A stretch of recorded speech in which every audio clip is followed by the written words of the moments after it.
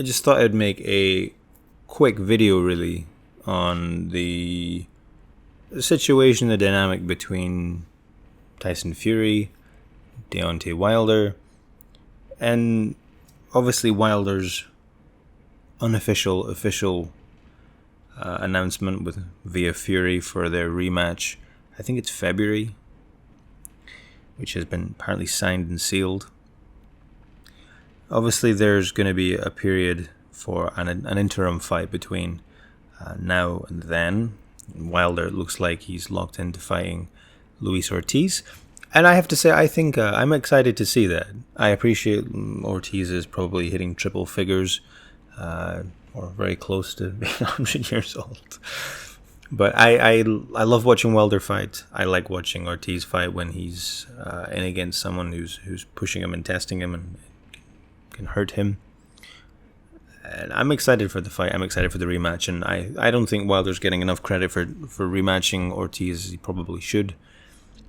He did try to get the Fury fight. Fury walked away from it and signed with ESPN.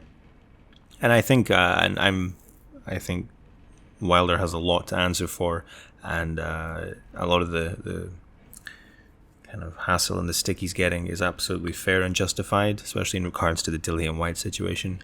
But I do think he's not getting enough credit for the Ortiz fight. And I think he's obviously very serious about rectifying and revisiting all his controversial fights. So I think he was a man of his word in that instance. Maybe in others not so much, but credit where credit's due. It's a difficult fight. He knows Ortiz can hurt him. He's still willing to get back in the ring with him. And the same thing for Fury. And he knows Fury can outbox him. He knows that Fury won more rounds than he did. And he's still willing to get back in the ring. So I think credit where credit's due. I'm excited about the Ortiz-Wilder fight. I'll make a separate video on it, kind of analyzing a bit more. Very quick overview is that Ortiz hasn't looked great in his last couple of fights. Hasn't looked great really since the Deontay Wilder fight. And how much does he really have left at this point? Of course, we also need to take into consideration what Wilder's mental fortitude is going to be like, having come off what is essentially a loss, or at least he lost more rounds than he won, to then revisit someone he knows is a tough challenge for him, and who knows, as far as I'm concerned, Ortiz won almost every round in their fight. So, and that's a difficult thing for anyone, I guess, to rationalize in their head, that you're calling yourself the best in the world, but your last two fights, or not the last two fights because he fought in Brazil, but your two most significant fights, you lost, you were losing in terms of round count. So it'll be interesting to see where his mind is at and how confident he is, and if he's going to be kind of coy and shy and stepping away and, waiting for his opportunity, much like he did in the first fight. But again, I'll analyze that at a later date. My focus really here is, what is Tyson Fury going to do between now and February? And the Anthony Joshua and Andy Ruiz dynamic as well is very interesting. But the heavyweight landscape just now is, I seriously suggest people just take a moment to appreciate how lucky we are to be in this era. So many good fights, and I can't wait for all of them. I'm really excited to see all of them. And the landscape is just, the heavyweight environment is just rich with talent just now. It's an abundance of talent. Comparatively speaking to the barren wasteland of the Klitschko era, look at it now. You have so many good up-and-coming fighters. So many established good fighters. So many pick'em fights. I mean, White Rivas is a fantastic fight that I can't wait to see. I think White takes that handily, actually, but on paper it's a very good fight, and people can't call it. Even Dubois, Nathan Gormaz, I can't wait to see that fight. I really can't. Of course, there's Bryant Jennings, and I always forget his name. I don't know why I always forget his name. Okay, we'll come back to him. It'll come back to me. But there's so many good fights. Ruiz, Joshua, and of course then Usyk. The Usyk dynamic is going to come into play. But we have all these amazingly talented fighters. Okay, this really incredibly rich environment. And who is Tyson Fury fighting amongst all of this? Tom Schwartz, who I had never heard of, and I consider myself a hardcore boxing fan. I read about boxing every day. I watch it every weekend. I've been doing this for over 10 years. And I'd never heard of Tom Schwartz. I've seen him on the rankings, I think, to be fair. But I'd never heard of him. I'd never seen him fight before. So if somebody like me, and I'm not saying I'm the hardest core boxing fan on the planet, but I love boxing. And if I'd never heard of him, then as far as I'm concerned, he isn't really somebody that Tyson Fury could expect us to know about. So amongst all this talent, he picked Tom Schwartz for the voluntary defense of his linear title. Can't say that with a straight face. Now, again, this isn't a diss on Tyson Fury. In the ring, I think he's the most talented and technically proficient heavyweight in quite a long time. I don't think he's quite as good as some people think he is. You don't get knocked out cold, knocked down twice, and consistently eating a jab by someone, by your own terms, coined a dosser and a useless boxer. But I do think he is a very, very special talent. But that's inside the ring. I think outside the ring, he has made some very strange business decisions. And I appreciate he's a walking contradiction. One minute he's allegedly giving his entire purse to charity. The next minute he's walking away from the biggest fight in heavyweight boxing to make money with ESPN. There's no consistency with this man's behavior, and I hope he can pick somebody of note, somebody worthy to have a crack at this lineal title before February. He's going to have an interim fight. I think he said he wanted 2. I'd be very surprised if he can fit in 2 between now and then. But he needs to do something and fight somebody meaningful. Fight Joseph Parker. Fight... I wouldn't even mind him rematching Chisora for a third time, and he completely dismantled Chisora. Just somebody with a pulse, somebody that we know. He could do something outlandish, take on the Gorman Dubois winner. He could take on Luis Ortiz if Ortiz loses to Wilder. He could. There's 101 things. He could take on the winner of. Well, Joshua Ruiz isn't until November, so that's not going to work. But just do something. You know, I think that there's too much being made of Fury being the best heavyweight we have right now. I think, as technically speaking, yes. But Joe Joyce is the guy. I couldn't think of the name, by the way. Why I always forget Joe Joyce's name. I don't know why. I'm really sorry, Joe Joyce, I'm sure. Well, he is a nice guy. I just always seem to forget it. I confuse him and Daniel Dubois. I don't know.